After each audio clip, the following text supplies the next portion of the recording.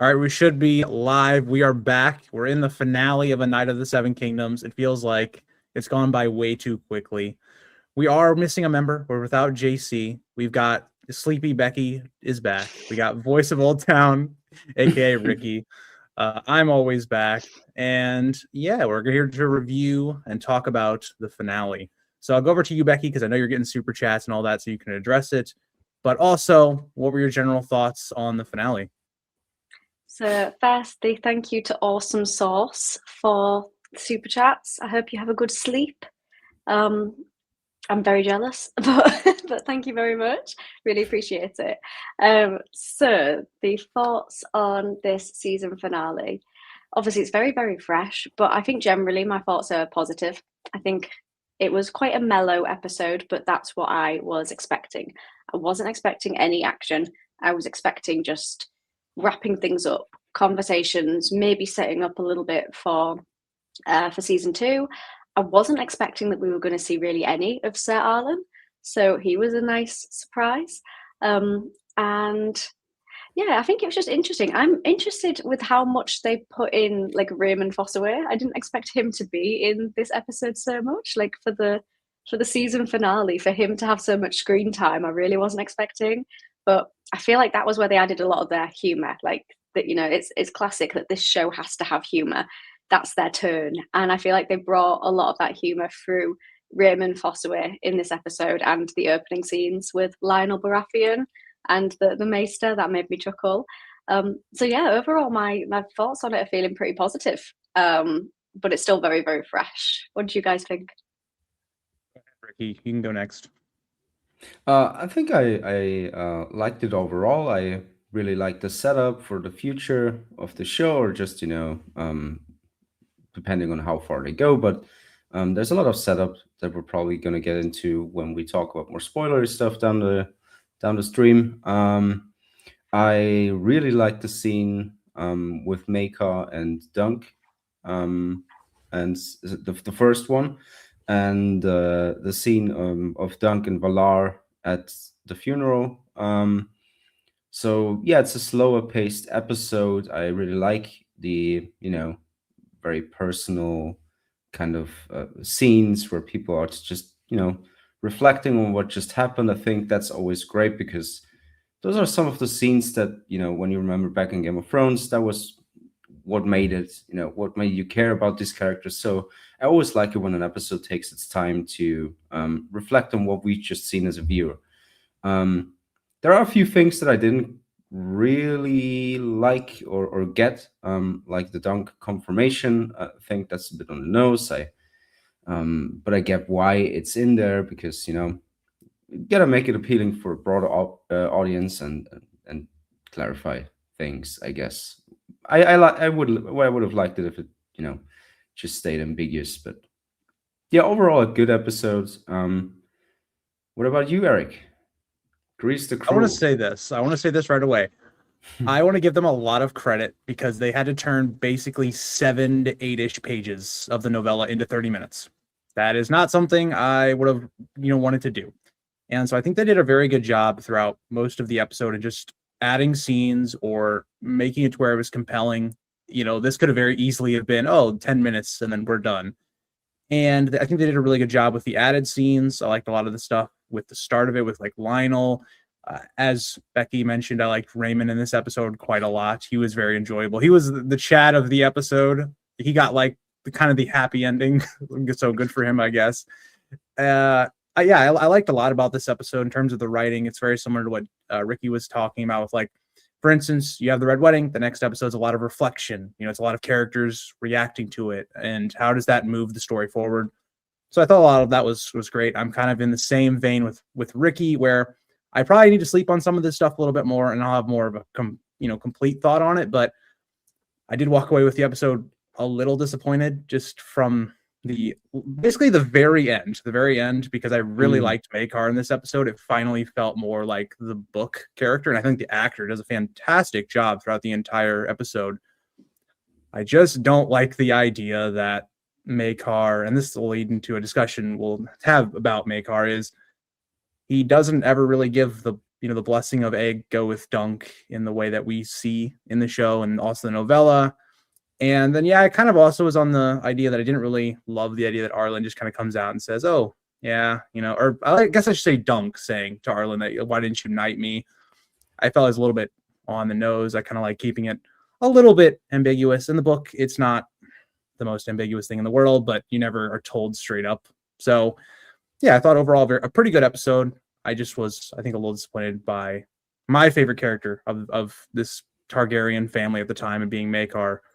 But so I guess that's a good segue into, I think, which will be the main talking point of the episode, is Maekar. So Ricky, I want to go back to you because you warned us about this.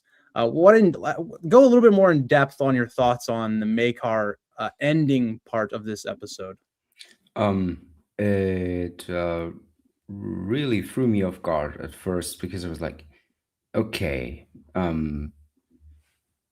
it's meant to be a funny little moment, but the implications are, if a prince is missing, you send out like a fucking party, a host of I don't know, 500 people go up and search for him, and I guess they took creative freedom, because in the novella it's like Egg is walking up. It's kind of similar, right? It's still Egg walking up being like, I am to serve you, and they're like, well, is he to serve him, or did he just run off? And then I don't know, I guess along the way, if anything, I think it means that we will probably see Maekar in season 2 as well, in a little scene or something, that shows us giving his blessing. Because if not, I don't know.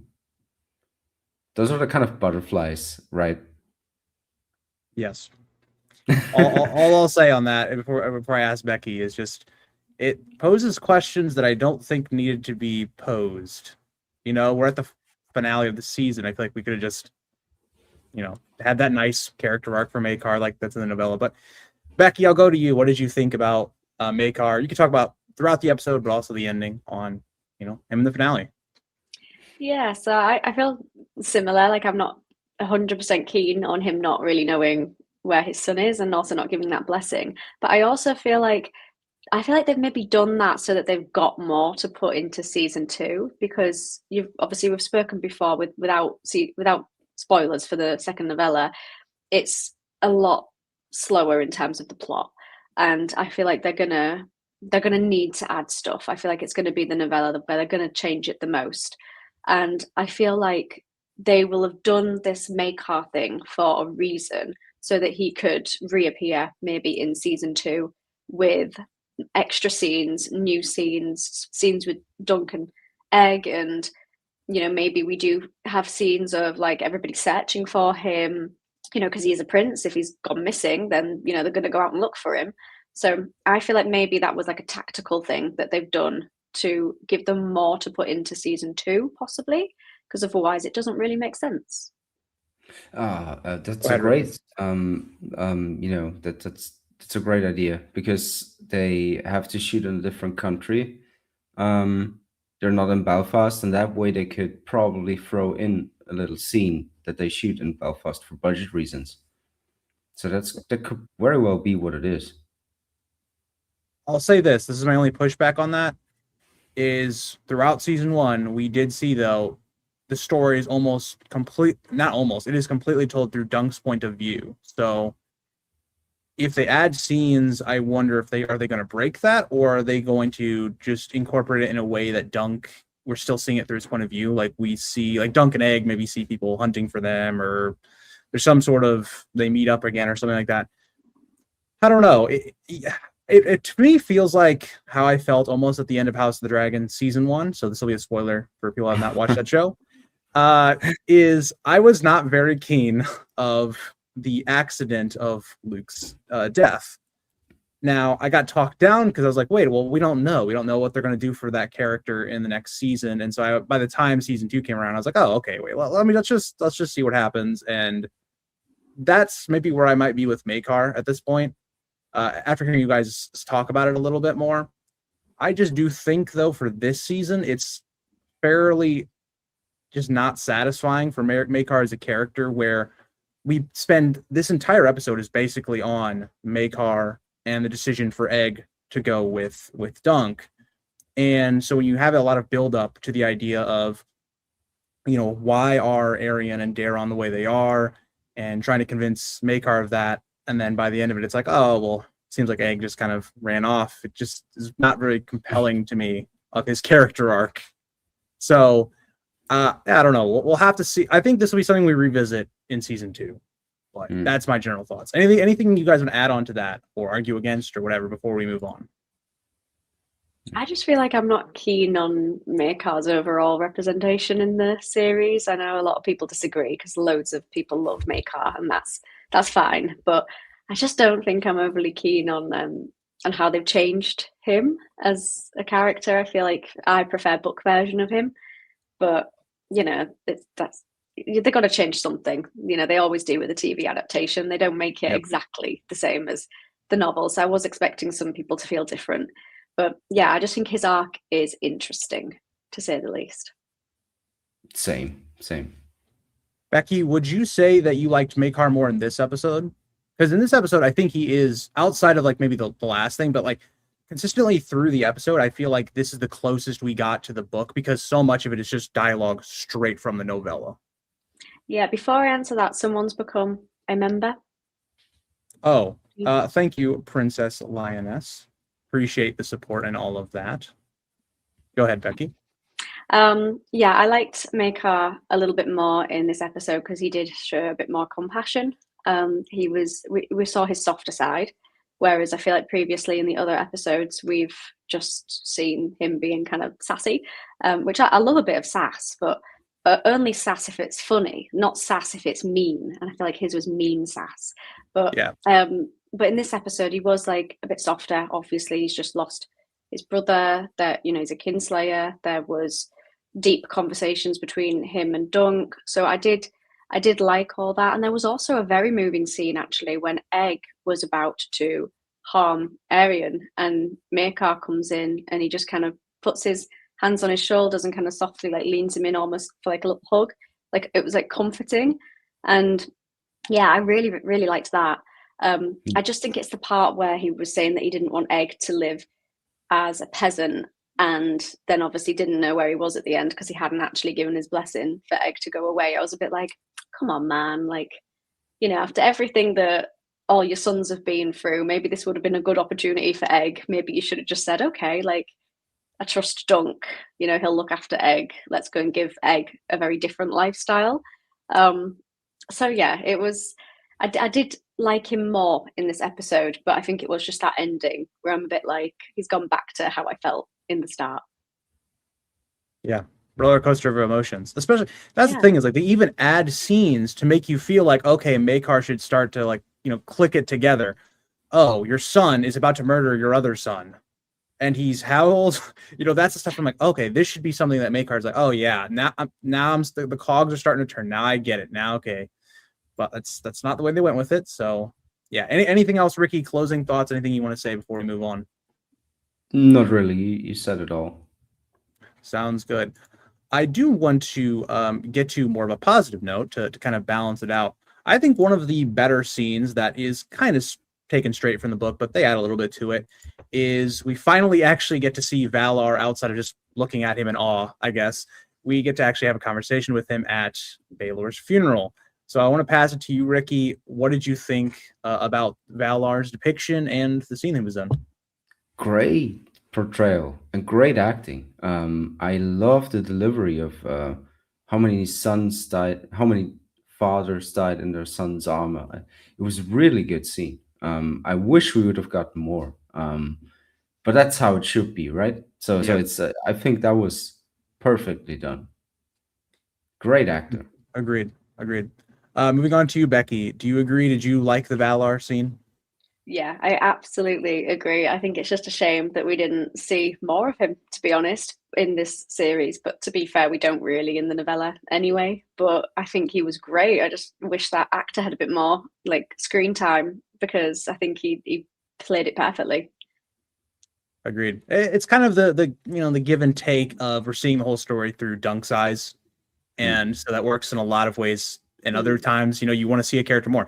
I would have loved to have seen Daron more. I think that's another good segue into, we got an extra scene with Daron, which was great because I love his actor. I think he does such a great job. Gives me very Harry Lloyd of Viserys vibes from Game of Thrones season 1. But Did like you you know? guys, go ahead, Ricky. Did you know that the guy who plays him, I think Henry Ashton is his name, auditioned for the role of Jon Snow in Game of Thrones? I think I saw that on your social Ooh. media. That's pretty cool. You know what? Given he's That a would have great been a actor, great I think he would have done a really good job. That Yeah, would I have been could a see great that. choice. Yeah. But hey, he got to show up as Daron. Daron's also pretty cool. Much smaller Yeah. role, unfortunately. But hey, they gave him an extra scene. I liked his extra scene as well. It was another thing. It's just like it's building toward the idea of, Maekar switching maybe his thoughts and allowing Egg to go. It was a great scene. I like that the idea that they brought up that Arian wasn't always this monster of who he is now. At one point, he was a kid. That's the kind of stuff I love because I personally, this is going to come out wrong, but I really like the character of Eris the Mad King just because he's not just mad. He doesn't start off mad. He starts out as a regular guy who had dreams, and then because of all this stuff, he turns into the Mad King. That's the kind of stuff I really like. So, did you guys also like the Daron scene? Yeah, I did. Again, I think that's another actor that's done brilliantly in this TV show. Like, we've got to give him credit where it's due. He did a fantastic job. And again, really deep dialogue through him and kind of adding layers to Arian's character, even though Arian had the easiest job ever in this episode because all he had to do was lie down for it. So yeah, he had an easy acting role. Agreed. Ricky, you want to add to that? Or Not just really, reiterate no, what we said on the same Daron? page. Yeah. Okay. Yeah, I'm on the same page. Great actor. So now that we've balanced out the positive with the negative, because people don't like when we rag on the negative for a while, I do want to talk about one of the other controversial things that we talked about a little bit in our general thoughts. What did you guys think on the Arlen kind of flashback? It gave me more of like Vision vibes, but the Arlen and Dunk thing where it kind of comes out that Dunk seems to be he was not knighted. Again, I don't like clarification here. I always love the, how ambiguous it was. It was really up for interpretation when really you always thought that, this didn't happen. He never got knighted. I'm not too crazy about it though. Like it's all right. Yeah. I'm more of more annoyed with Arlen in general. I think that was just an adaptation of all time. Fair. I kind of agree with you, Ricky. I've kind of got the same thoughts. But Becky, moving on to you, anything else you want to say about that or differing opinion you might have? Yeah, so I always prefer when they leave it ambiguous. And for a moment in that scene, I was starting to feel disappointed because I was like, oh, please don't let them confirm or deny whether or not Dunk has been knighted. I'd rather they just leave it open to whereas we can speculate. And I do actually feel like they still did that at the end because obviously there was that point where Arlen was basically just playing dead, and then he was like, psych, I'm actually alive. So it's at that point where I'm like, well, it is still kind of ambiguous because we still don't know whether or not Arlen knighted Dunk after that point, So like, if Arlen had like just died there, then obviously it's confirmed Dunk was never knighted because Arlen can't come back from the dead and knight him. But so yeah, I was kind of worried about that bit. But then I feel like because he then kind of just woke up again randomly, he did it. Like, it is still ambiguous in a way. It wasn't as ambiguous as it was before. Yeah, that's a good point, Becky. I'm glad that you brought that up. It's not like in the concrete it's confirmed. It's just about as close as you could get without saying, yes, this is confirmed. So yeah, that's a good point. That's a good point, Becky. It goes in line with the episode, right? Because the episode kind of repeats itself. It does that when you go by that. It does that with the knighting thing, where it could still, be a thing afterwards. And it also does that by that whole, well, I'm done with Princess, and then we get the adaptation of Dunk actually talking to Maker about being serious about, having Egg as a squire. So it goes in line with the episode too. I think that was kind of the point, probably. Yeah, agreed. We could always just chalk it up to Becky is biased towards Arlen. We could always just chalk it up to that, Ricky, and just say no, it was confirmed. Yeah, I just love every scene that Arlen is in. Arlen's a cool guy. He's a cool guy, you know. I did see a comment I did want to bring up. So is this meant to be implied? This is what Mystery Junkie said. Arlen dies a few minutes later by the time the storm came in. Is that what it's implying like in the episode? Right?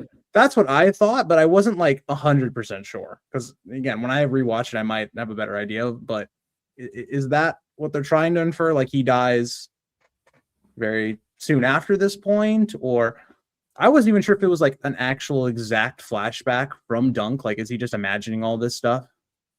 Like, is it just his internal monologue or something? But I don't know. Anything you guys want to say on that from that comment? I mean, he looked like he was dying, so I definitely think he probably died like that day. He didn't look great. Either that or he was just, sleepy. But he looked kind of dying rather than sleepy, and there's a difference. So I think he probably did die that day. Whether or not he managed to whip in a little knighting of Dunk before he passed away, who knows? Who knows? We don't know what Arlen could do. Arlen is a Chad. Get him some alcohol. Who knows what he's gonna do? He might do some sort of like. He might be funny, haha. Oh, you mean the thing Arlen does the whole show? Yeah, the funnies. Hey, they had me there for a second. We had a very serious scene, even though I didn't love the implications. It was a serious scene, and then they pulled a fast one on me. I was not expecting the funnies there. That's on me. But yeah. Becky, you touched on this earlier. We get a lot of extra stuff with Raymond Fossaway in the episode. So just, I guess, expanding your thoughts a little bit more. What did you think about Raymond Fossaway in the episode? Yeah, I thought he was great, and he is definitely the character that wins. Like, he's gained so much from this show. He's gained a wife, apparently a child on the way. He's gained a horse. He's gained a new sigil. Like, he looked so happy. He's just he's the true winner, and I think most of the humor from this episode came through his scenes. I thought they were hilarious because they were all like new. Like these were all like additions that we don't know about. Like there's no source material for that. It was all additional scenes, and I think that they pulled it off really well. It landed in terms of the humor for me. Hell yeah. I also loved him. Ricky, did you like Raymond the Chad of the finale? Yeah. Raising a Dondarian bastard. The actor. He's being a good father, okay, Ricky. He's going to be a great dad. I'm not judging here. I'm just I know. Pointing out the logistics of. I forgot it was kind of funny that, he went with it, like, oh yeah, sure, pregnant must be. Like, yeah. Hey, Raymond's a little oblivious. Okay, he's just happy. All right, he's got a wife. He survived the trial of 7. He beat his cousin. He's living on cloud 9 right now. He's not thinking of the logistics. Who knows? Maybe we get a follow up in season 2 when Raymond Fossaway is like, wait a minute, wait a second. I see what's going on. Hold on. I also liked how he defended Dunk when the Targaryen guards showed up. Another great scene of his. Agreed. I'm pretty much same thoughts as you guys. I loved Raymond in this episode. I think he was a standout of the season for me. I liked a lot of the additions outside of one scene of him laughing at Egg's trauma dump. But outside of that, I thought he was a very good built upon character in the show. Something I did not have. Well, I had it written down, but I didn't have it like this written down. But Zaz asked, how did you guys feel about Lionel talking down on Baelor? Becky, what did you think on kind of basically the open? Because that's basically the open up of the episode. Yeah, obviously it hurts because I love Baelor, but actually he made a point where he said like Baelor was going into a fight where like the King's Guard weren't going to harm him. So like his trial, the version of his trial was a lot easier per se than the others who were going in fighting, doing the trial of 7. So in a way, he kind of knew what he was getting himself into a little bit. I don't think he expected to die. I don't think anybody expected him to die. And I don't like any hate on Baylor. I think obviously Lionel just hates him, doesn't he? Like he's not a fan. So I don't like that he was talking that way about Baylor, but actually when he was saying about how the King's Guard can't hurt him, I thought, well, yeah, to be fair, he didn't risk all that much going into it because he knew he wasn't going to get hurt by like half the people in the trial. Yeah, yeah. But hey, we know in Baylor's defense, we know he's a good guy. We know, he's very chivalrous. Right? Ricky, thoughts on the kind of the open of the episode? Great setup for the future if they go that far. And yeah, if not, then it's a great send off for this character. Very memorable, Another one of the best of the season. Fantastic. The actor who Sure. played him did a great job. The added scenes they did for him was really awesome. Yeah. There's a lot of on the nose foreshadowing to a video I might have made like a week or two ago, wink wink, about a certain rebellion. But yeah, there was a lot there that I really enjoyed. I think Lionel Baratheon would be a great Blackfire supporter, so maybe he should think about that. I know they're just another Targaryen offshoot, but they'll do better. Okay, they'll rule way better than these Targaryen guys. I'm just saying. I really did like that. They also added in the idea that Dunk basically has two offers. He was a pretty hot free agent. He could have gone to Summerhall, could have gone to Storm's End. I do like that they also just kind of reinforce the idea that Dunk kind of wants to find his own path. He doesn't want to just latch on to these other people, especially because it'll be attached to the Trial of Seven, something he frankly just not going to want to remember. I also loved that little addition there as well. Did you guys like that as well? Because them adding in the idea that Dunk might have been able to go with Lionel. I liked that, to be fair. I thought as well, like they've definitely made Dunk and Lionel's relationship different in this TV show, and that was like, straight from episode 1 with the additional scenes in the pavilion and the party and everything. Like, I think they've definitely changed the dynamic of their relationship, but I'm liking it. Great. Ricky, anything else you want to add to that before we move on? Same. I like it overall. Early on, I just had a few, gripes with Dunk having a highborn friend that he can just go to, but then they played it off like, Lionel doesn't really remember. He's like this funny tall guy. He just plays tug of war with. They had to add because of the TV format, and it would feel like nitpicking if I talk too much about that. How do you feel about the jazz music? Yeah. So random. So some German fella, warned me about that. But I don't know. I feel very, I don't know. I've only watched it once. And so like, I didn't have a problem when I watched it, but I, at the same time was not like, wow, this is really great either. So that's a to be determined from me on a rewatch. Becky, what did you think? It's just so random. Like it didn't, like the emotions that I felt, it didn't fit. Like how music can change the way that you feel, and like if there's a sad scene and there's sad music, it'll probably make me cry even more. It felt like my emotions and the music playing were on completely different wavelengths. It was very, very weird. Yeah, I'll say that it was an odd choice. I'll leave it at that. It was an odd choice to start the episode, but I thought it was okay. We'll see. Yeah. It didn't bother me too much, but yeah. So anything else that stuck out to you guys from this episode? Because after this, I want to talk a little bit about how we view the season and all that kind of stuff, and we can kind of give our episode like ratings, all that stuff. Anything you guys want to talk about though before we get to rating the episode? No, looking over my notes, I think that's it. All right, so I guess I'll go to you, Ricky. What is your rating for the finale? What do you give it? I give it a 7. And again, I think I rated this one, I listed this as my least favorite. But it's still a very good episode. And I think that speaks for season 1 as a whole. It's a really good season of television. It's a good adaptation of the source material. And yeah, I like the episode. I think that's fair. Becky, what would you give the rating for the finale?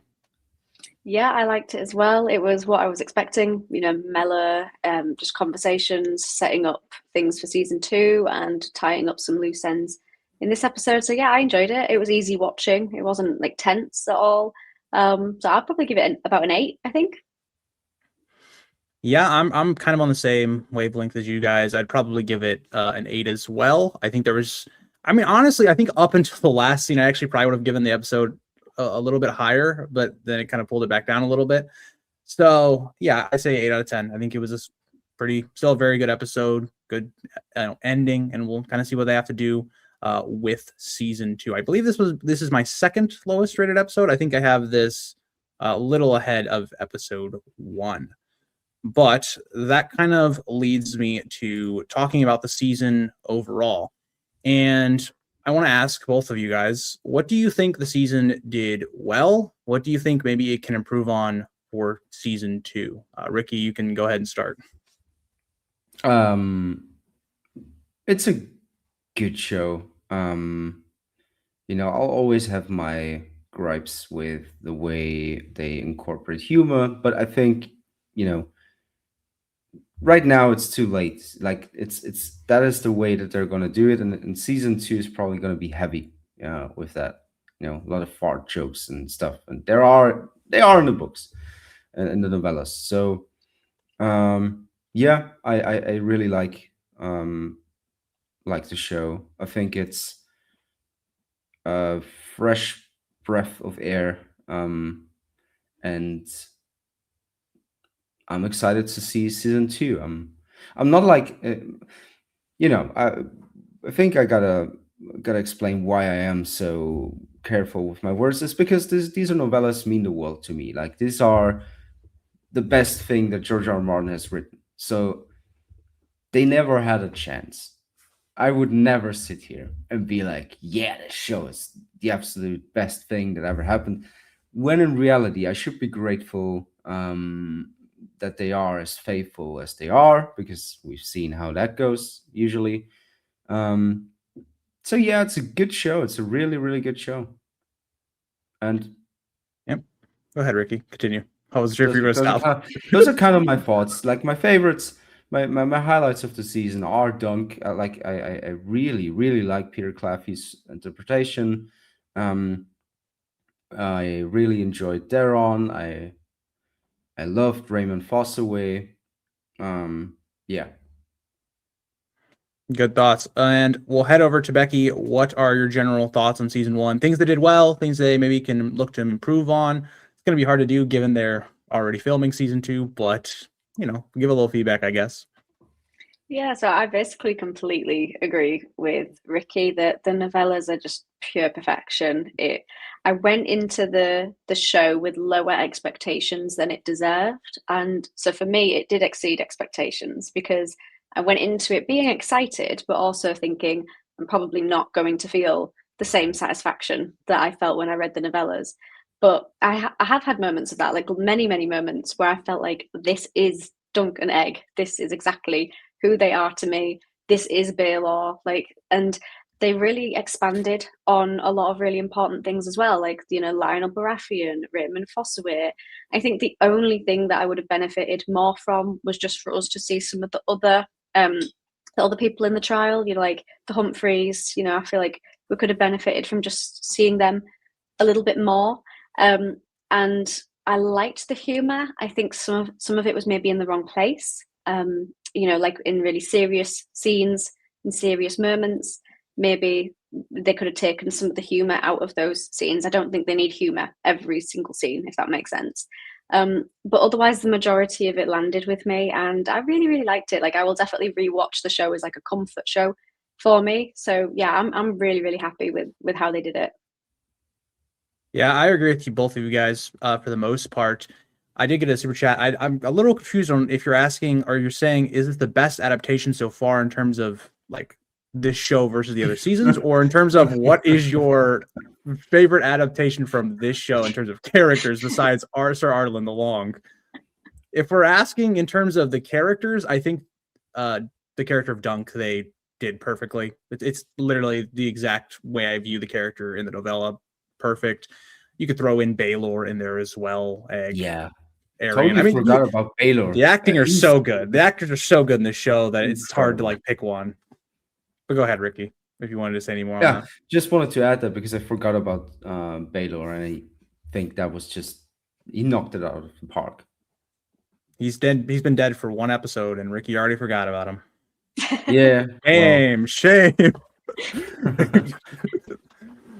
But yeah, I'll say I think that the show, for very different reasons, kind of feels like House of the Dragon season 1, but for completely different reasons to me.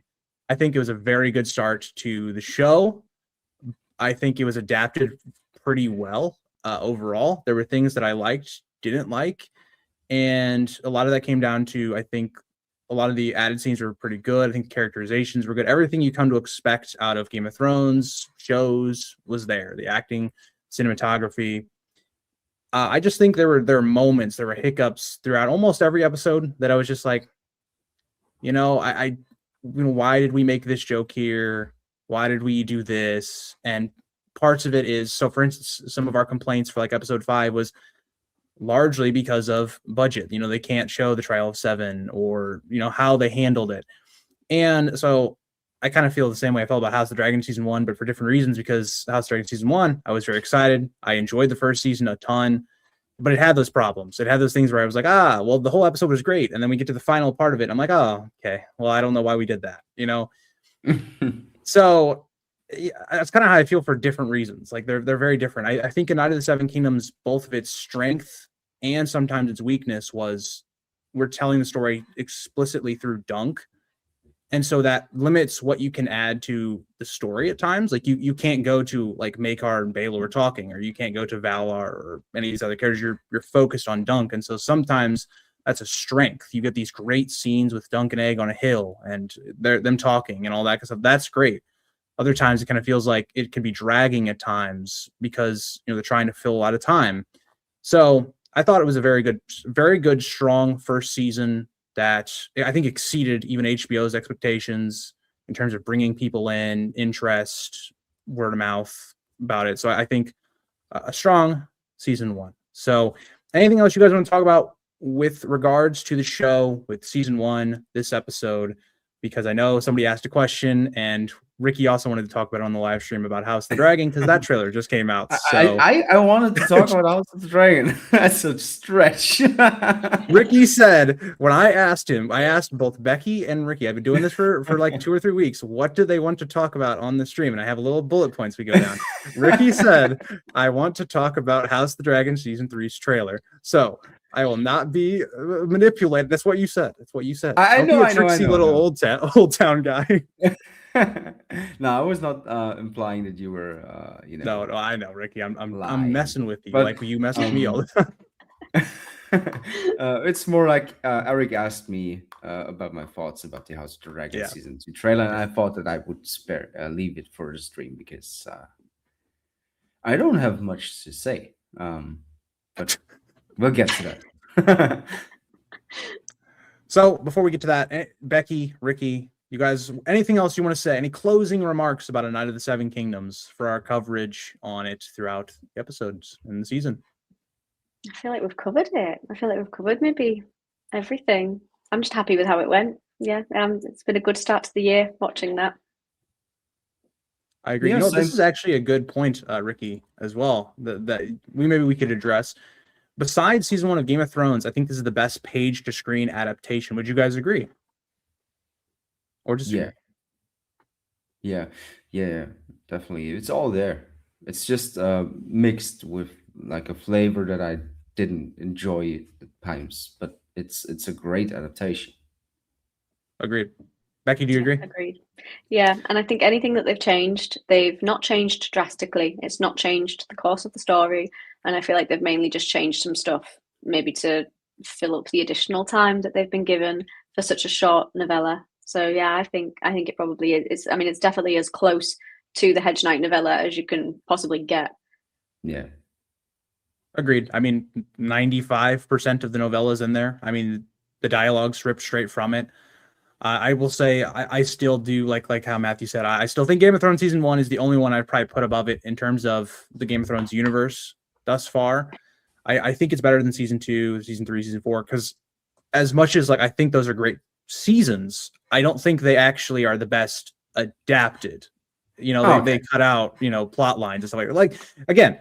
I think season 3 and season 4 and season 2 are probably better than A Night of the Seven Kingdoms overall. But I think if we're looking at it from a straight adaptation process, sorry for my crazy eyes. I got a preference. What is he talking about? Because people, okay, that brings up a larger point.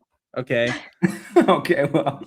That brings up a larger point. There's a lot of like high ratings, a lot of like Night of the Seven Kingdoms may be better than those early seasons of Game of Thrones. So do you want to talk about that, Ricky? Since you had a very strong reaction. I think this is like broken. It's like a movie, If this would be a movie, then I still couldn't compare. It's hard to compare. It's so different. It's meant to be different. I am very, very fond of the first 4 seasons of Game of Thrones, even the 4th one being, in terms of the adaptation, being very questionable at times. But I think they did a great job at adapting for season 4, even with the changes, because I like them most of the times. But yeah. We always tend to compare when in reality we could just, take them as separate things and enjoy them for that. So, yeah. We're not allowed to do that anymore, Ricky. Well, I'm sorry. Yeah, Duncan Egg completely wipes the field. Come on, old man. Go on social media. You know what it's like. Come on, old man. Yeah. Getting curious. Becky, anything you want to add to that on the discussion of Game of Thrones, Night of the Seven Kingdoms, House of the Dragon comparisons, all that? Yeah, I feel like, to be fair, I feel like if the turn was different, people probably would be comparing it like way differently to Game of Thrones. I think it's because this one, like, we have to take this one differently. The tone's so different. There's so much humor in there, and there's like so many and obviously the episodes are so much shorter. It feels more lighthearted. So I'm kind of viewing it as its own separate thing, which I'm allowed to do because I'm strong and I can have my own opinions. So I'm allowed to do that. Oh yeah. But obviously, like, I can say A Night of the Seven Kingdoms is brilliant, and also say Game of Thrones seasons 1 to 4 is brilliant. Like, they can both be fantastic. That it doesn't mean that only one can be, if that makes sense. Wait, Becky, are you saying you don't like season 5 and 6? That's a topic for a different live stream. Good point. That's a good political answer right there. We don't need to go down that rabbit hole. So yeah, let's with that being said, let's transition to another show. House of the Dragon season 3 dropped their trailer this week. This past week, I guess, however you want to say it. And yeah, so Ricky, I think you're the only one of the 3 of us that has not given your thoughts on it. So what do you got to say on it? We know how much you love season 2. And that is due to a very specific reason. So I think this makes for an interesting contrast to Dunkin' Egg, because I was always like nitpicky with Dunkin' Egg, but overall I really liked it. So I just was just voicing my opinion. I can't really do that for House of the Dragon, because usually what I do when trailers drop is I try to immediately watch it on the biggest screen that I have available. I watched this fuck-ass trailer on Twitter on my phone once, and I don't give a fuck about the show anymore. It's just the same fucking thing again. It's like immediately, oh yeah, Allison is gonna open the gates. Oh, you can't trust her. It's like, whatever, man. I'm gonna watch it. It could be good, but I don't have the energy right now. It's like, whatever. I saw a little bit of Ricky the Cruel in this stream. Just drop your silly trailer and just remind me of the void you left me with after watching and really being invested in what you were doing at first. So I'm not doing that again. I'm not covering it. I'm not doing breakdowns of this and being like, oh yeah, well, this is the scary moment where Jace is kind of flying, and like, fuck off. No. Duncan Egg is so much better than this shit. Fuck off. I'm sorry. Ricky, are you telling me you're not going to make videos on this show? This is breaking news. What? No, I'm not covering. I know. I might jump on a live stream or two with you. Might?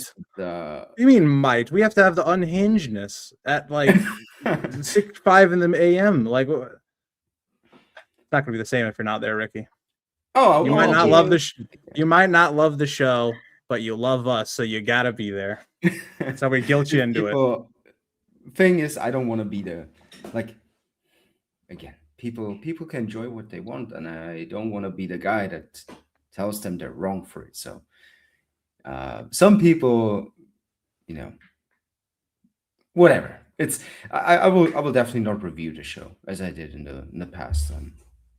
As Ricky's translator, he's really trying to tell you are wrong. All right. Moving on. So, Becky, you did a reaction to the season 3 trailer. Anything? What were your thoughts? What were your thoughts on it?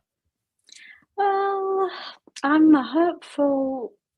Yeah, I'm more hopeful than season 2 because I think there has to be juicy plots. Like, there has to be, and especially in the first couple of episodes. Like, please, we do need these plots in here.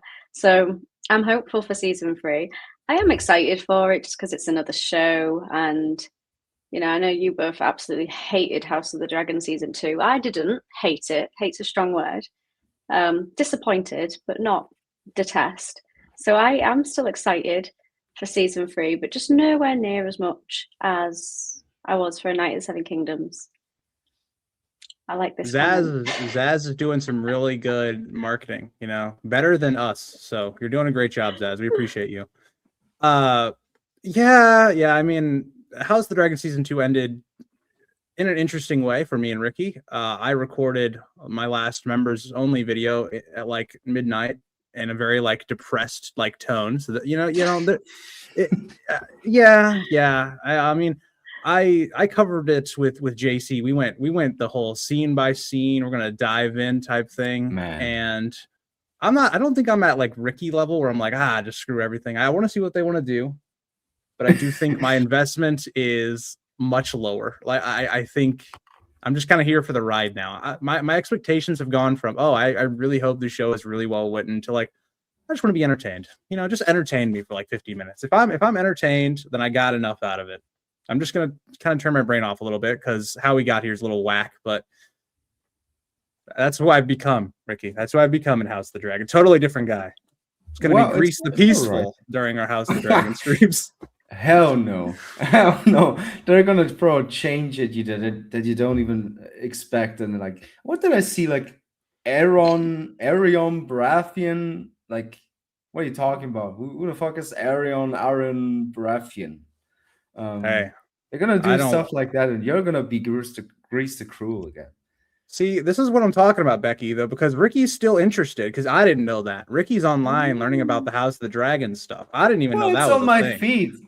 Well, it means you're interested. I'm still seeing it. I'm still the reading. The feed shows you things you're interested. You might be a hate watcher now, is what you are. Yeah. No, that's the thing. I'm not trying to be a cunt and make like videos about Ricky. You know, videos about like this show sucks, and then like I'm like, okay. I think you should make a whole channel out of just saying, I hate everything. Nah. I say, okay, but here's the thing. I say Coughlin Canada. Like that fucking critical cunt man. Yes, you're right. I'll say this though. Has women in it. Ricky. Like Ricky. Fuck off.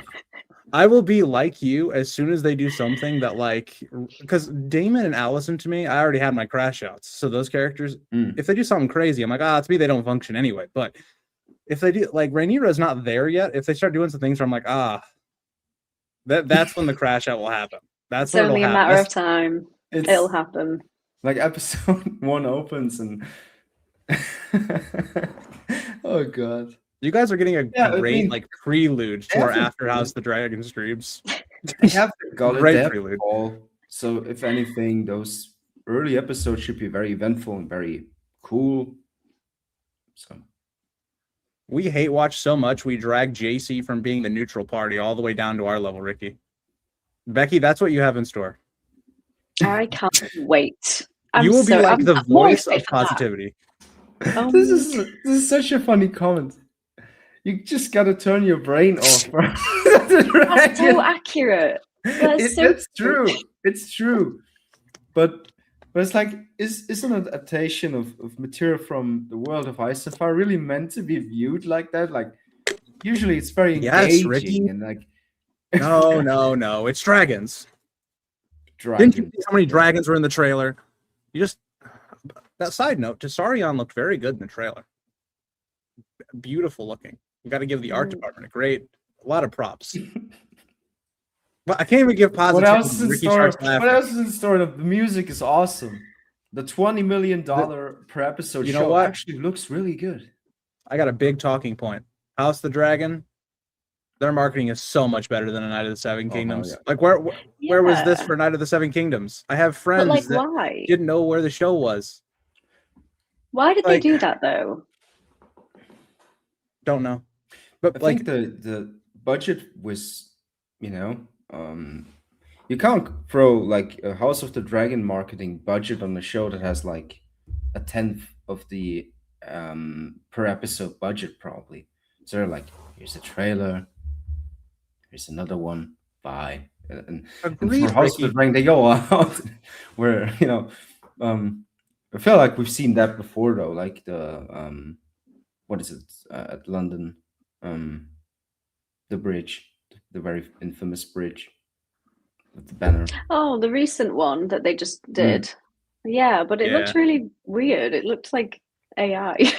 Yes. A bit odd. Yes. It's not a thing that I think we're probably gonna get not used to. But it was still cool looking. It was more than a Night of the Seven Kingdoms gave us. Hey, I'm trying to find some positivity in this show, okay? I'm trying to be That's fine. Becky, it's just me and you now. We can just talk about like Becky, what do you want to talk about? I've yapped a lot, so like what do you want to talk about? What are you working on right now, Becky? What am I working on? Like video wise. What's the plan? Trying to find some content ideas now that A Night of the Seven Kingdoms is finished. And yeah, that's it. Can I recommend you react to the Joffrey is a good guy uncut, and then when you finish season 6 and/or 7, just watch the Ramsay one too. I think that'd be some great reaction material. I don't know if I trust you. There's nothing wrong with it. It's just taking clips from the show and putting them into a video. There's no commentary on it. It's yeah. I'm not sure. Well, okay. I guess Becky will not be there to debunk that Joffrey is a good guy. I guess it'll just live on. Hey, I don't support it. I don't support the theory. It's a bit weird. You're always defending Viserys, Maegor, Joffrey. I don't defend Joffrey. Okay, I don't defend Joffrey. I'm just saying. Yeah, I've seen you video out Joffrey. It sounds like you're defending Joffrey. Well, he had a rough childhood. Okay, all right. Okay, so Night of the Seven Kingdoms is allowed to defend Aerion having troubled past, but I can't say Joffrey might have had a little troubled past. I'm not. His actions were his own. His actions were his own. He made some bad decisions, and he was an awful human being. But he did have Cersei as a mother. I'm not saying you can or can't say anything about Joffrey. It's just a very weird thing to defend him. There's no defending. It's called understanding. Oh, yeah. Which implies that we're not understanding Joffrey, right? You're not understanding. You're just not getting it. Okay, so this is the next video I got to do. Why you're wrong about Joffrey? That right there. Well, there it is. That won't be coming out. There you go. I can't put my name behind that. What about Ollie? Never coming out. Do you understand Ollie? Do you know where he's coming from? Oh God.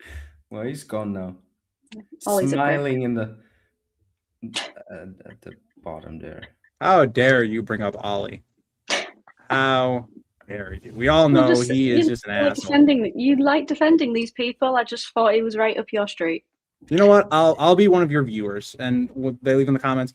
Ollie, he also had a troubled. Things were happening. His village got slaughtered. His mother and father got killed. So he got threat. I mean, actually, the Fens were gonna ate the corpses of his. Yeah. Okay. You know what? There's That's also a reasons. decision of all time to make the Fens out of all the branches. We're not talking about that right now, Ricky. We're talking about Ollie. I see how you're trying to shift the narrative. Okay. Yeah, but like, go ahead. There's always these, like, when you remember how much they changed for no reason at all, it's like a little throwback. Like, I remember watching season 4, it was 4, yeah, and being irritated by the decision to make the Fens fucking cannibals. Well, they made that decision, and Ollie suffered because of it. Ollie didn't ask to be in the show. He was just put into the show. In the books, he's just some guy we never hear about. Yeah, the actor didn't to be there. They just dragged him onto the set. We're like, you're Ollie. And then some things happen. Jon Snow starts being progressive and trying to give rights to the wildlings, and then things just happen. And then he helps murder a guy, and then he gets hanged.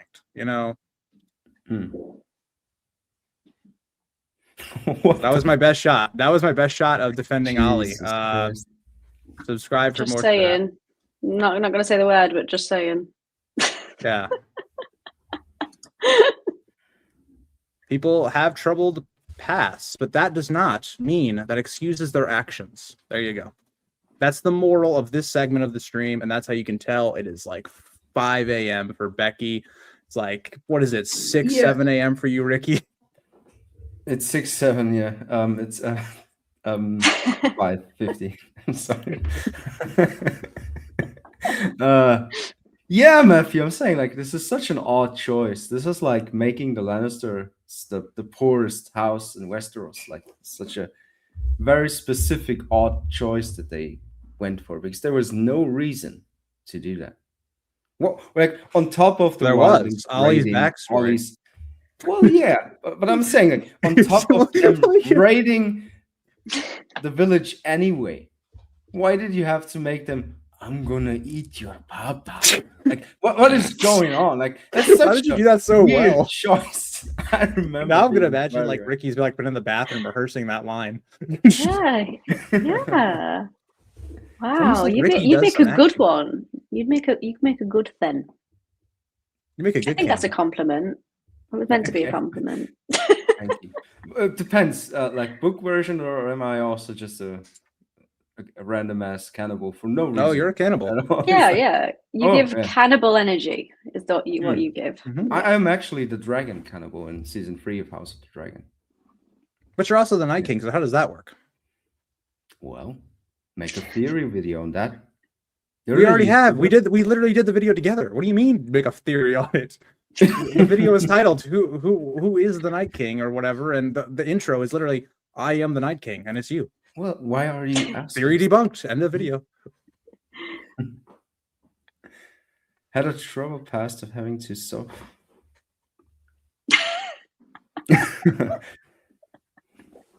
Man, it's been a wild ride. Hey, hello. Thing is, I really enjoyed episode 6 of that season, so I was kind of back in, like, before the Dragon Seeds episode, and I liked parts of that, and then episode 8 just crushed me. Oh, that's really sad. It was actually episode 7 when we had the Avengers moment at the end. Oh yeah, Aemon is flying. It's like, and then we got completely destroyed. Ricky, that was the live stream. We got completely destroyed. The comments were like, "These guys, they're nitpicking," and then all the same people came back. Oh, which is what I'm saying, right? I don't want to be that guy for people. Like, people click and they want to hear you say something that kind of reflects their view, or want to discuss, and then they have two guys who just lose it over everything. So I don't want to be that guy for season 3. I want you guys to enjoy it, and then I'll hop in every once in a while and talk about that. Sorry, Ricky, I was debunking a theory while you were talking. Sorry, what was it? What do you guys think of Damon Target? Oh, yeah. I mean, that is an actual theory, right?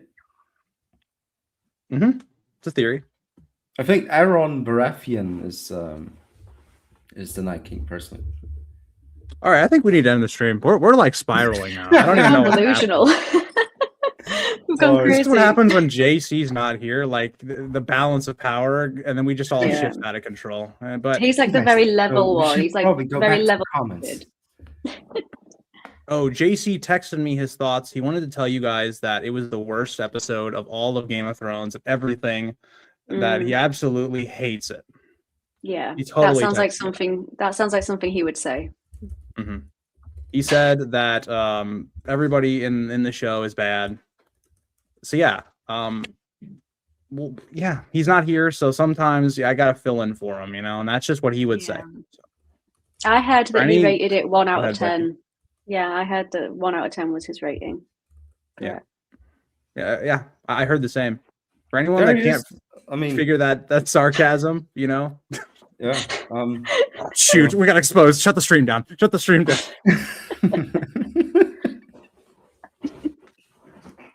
All right, guys. Well, thank you guys all for sticking with us for coverage. Hey, we gotta talk about this real quick before we end this.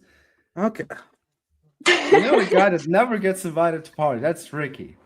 Becky always gets invited to parties. Why is that, huh? Can we actually get a counter? Like how many Ricky, how many parties have you been in the last month? And I'll ask Becky the same thing, and we'll actually get to the bottom of this because this is very important. Oh. 0. You are an old man. Becky, what about you? Oh, 0.5. 0.5. Well, so Becky still wins. She got a half. So half a party. Mark, still got invited. You are right. You win. Well, just. I'm glad that was a conversation.